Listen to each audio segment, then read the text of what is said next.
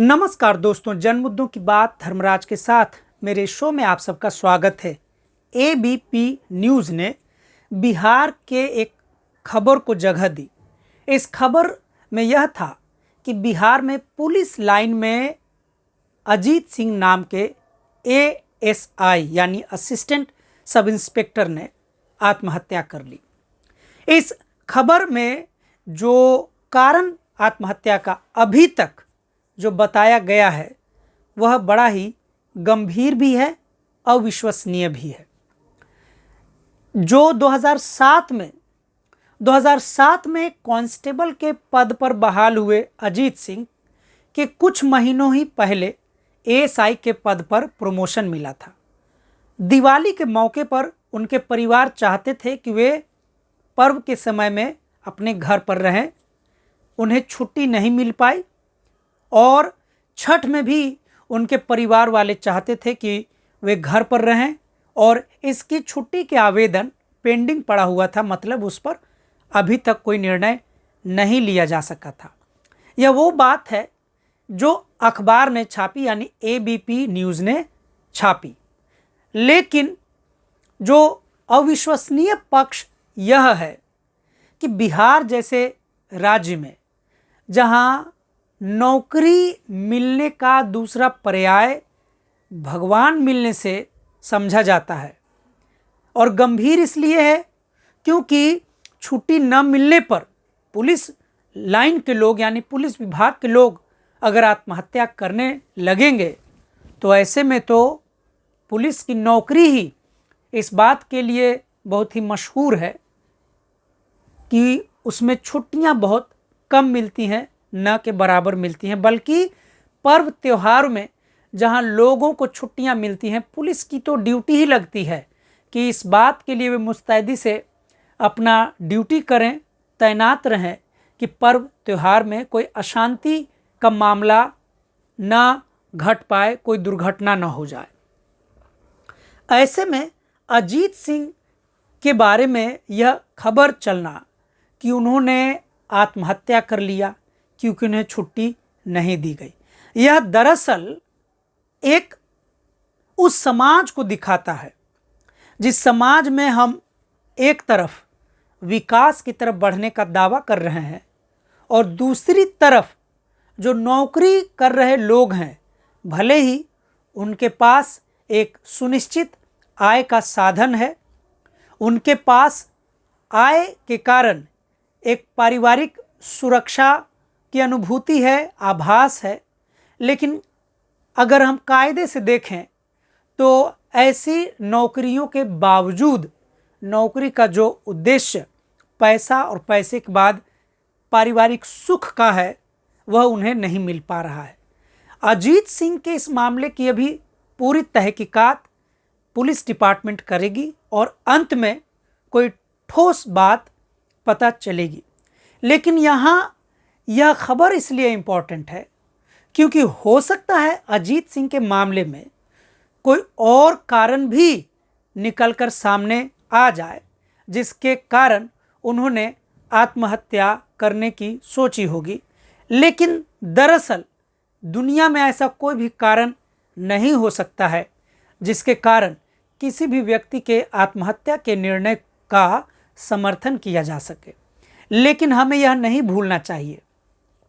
कि 2024 के ऐसे समय में, विशेषकर भारत में, जहां पर विपक्ष लगातार भारत सरकार पर क्रोनिक कैपिटलिज्म को लादने का आरोप लगा रही है, भारत की जनता पर गिरती अर्थव्यवस्था के मूल कारण के रूप में क्रोनिक कैपिटलिज्म को,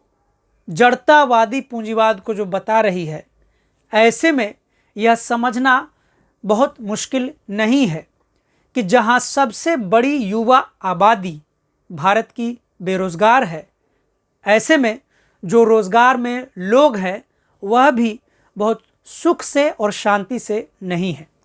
उनके मन में भी एक असुरक्षा का भाव है। जो बेरोज़गार हैं उनके लिए तो जीवन में अपार असुरक्षा का भाव है ही, लेकिन जो नौकरी में हैं उनके भीतर भी अपने पारिवारिक स्थिति को लेकर एक असुरक्षा का भाव है। और अगर पुलिस लाइन के लोगों की बात की जाए तो आप देखेंगे कि भले ही पूरे भारत में सरकारी नौकरों पर यानी सरकारी कर्मचारियों पर एक खास घंटे की नौकरी करने का नियम कानून है, जिसके अंतर्गत उनका वेतन तय होता है, तमाम प्रकार के भत्ते अलाउंसेस तय होते हैं, लेकिन पुलिस डिपार्टमेंट के बारे में यह बात किसी से छिपा नहीं है कि पुलिस की नौकरी एक ऐसी नौकरी होती है जिसमें पुलिस में नौकरी कर रहे लोग, कर रहे सदस्य कभी भी किसी भी पर्व त्योहार में शायद ही शामिल हो पाते हैं। इसका कारण सिर्फ यह नहीं है कि यह पुलिस की नौकरी का स्वभाव ऐसा है, इसका सीधा कारण दो है। पहला कारण है कि जितने भी सरकारी कर्मचारी नौकरी में होने चाहिए ताकि बदल बदल कर उन्हें ड्यूटी पर लाया जा सके, वे कभी भी नौकरी में उतनी संख्या में कर्मचारी नहीं होते हैं। दूसरी बात यह है कि जिस समाज में पहले से ही सामाजिक सुरक्षा की भाव यानी सोशल सिक्योरिटी यानी कि सामूहिक सिक्योरिटी, कलेक्टिव सिक्योरिटी, सामूहिक सुरक्षा के बारे में बच्चों को अगर बचपन से न सिखाया जाए, न पढ़ाया जाए, तो ऐसे में पुलिस की संख्या, सिक्योरिटी पर्सनल की संख्या, सुरक्षा कर्मचारियों की संख्या कितनी भी बढ़ा दी जाए, समाज में असुरक्षा का भाव विद्यमान रहेगा, असुरक्षा का भाव बना रहेगा। इसका सीधा कारण है कि जिस समाज में जब महिलाओं के प्रति विद्वेष था, महिलाओं को स्कूल जाना वर्जित था,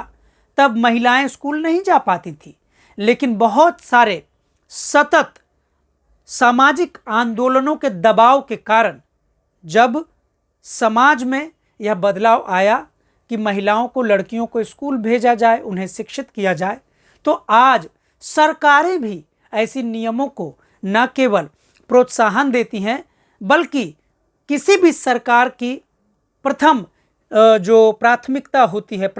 होती है नियम कानून को लेकर, अपने चुनावी घोषणा पत्रों को लेकर, उसमें महिला और लड़कियों को स्कूल भेजना यानी शिक्षा से जोड़ना सबसे प्राथमिक मुद्दों में से एक होती है। तो ऐसे में आप खुद समझ सकते हैं कि अजीत सिंह ने जो यह आत्महत्या का कदम उठाया, जैसा कि एबीपी न्यूज़ ने अभी तक दिखाया है कि उन्होंने इसलिए आत्महत्या की क्योंकि वो तनाव में रहे होंगे, अपने परिवार के साथ वर्षों तक न होने पाने का तनाव भी रहा होगा। इस बात की भी जांच की जाएगी कि उन्होंने अपने 2007 से लेकर 24 यानी कि 17 साल की नौकरी में उन्होंने कितनी छुट्टियां ली, क्या वो परिवार से बिल्कुल पूरी तरह कट गए थे नौकरी के कारण? फिर ऐसी नौकरी का क्या मामला है, ऐसी नौकरी का क्या किया जाएगा? नौकरी दरअसल में जहां एक तरफ परिवार वालों को वेतन के रूप में सुरक्षा मुहैया करा रही है, ऐसे में दूसरी तरफ उसी नौकरी के कारण लोग परिवार से अलग भी होने को मजबूर हुए हैं। भारत सरकार में जहां सरकारी रूप से ऐसा कोई भी पहल नहीं देखा जा रहा है जिससे बेरोजगार लोगों के लिए रोजगार की उचित व्यवस्था की जा सके, और जो रोजगार में ऑलरेडी लोग हैं, पहले से लोग हैं, उनके भी सुख सुविधा और उनके भी आराम की जगह सरकार निर्माण कर सके,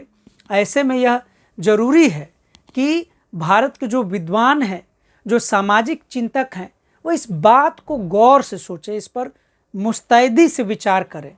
कि आखिर भारत का समाज किस ओर जा रहा है। जिस भी व्यक्ति के मन में आत्महत्या से संबंधित विचार आ रहे हैं, ऐसे कई सारे संगठन हैं जो लोगों के काउंसलिंग करते हैं, उनकी समस्या को सुनते हैं, समझाते हैं। आत्महत्या करना किसी भी सूरत में सही नहीं है। मैं आशा करता हूँ कि इस वीडियो के माध्यम से आप सब यह समझेंगे कि अगर किसी को कोई परेशानी है तो इसका खुल के इस पर चर्चा हो, इसका सरकार के सामने जो रखा जाए और इस पर कुछ हल निकाला जाए। सरकार को आगे बढ़ के न केवल रोजगार से बाहर लोगों के लिए रोजगार की व्यवस्था करने की पहल पर प्राथमिकता हो, बल्कि जो रोजगार में नए भी पुराने भी जुड़े हुए हैं, जिनके पास नौकरी है, जिनको नौकरी दी गई है, उनके पास भी सरकार यह ऐसी सुविधाएं पहुंचाए जिससे वे नौकरी करते हुए इतने तनाव में न आ पाए कि उन्हें आत्महत्या जैसा घातक निर्णय लेना पड़े। आज के लिए इतना ही। हम आगे फिर मिलेंगे अगले मुद्दे पर। तब तक के लिए शुक्रिया, धन्यवाद।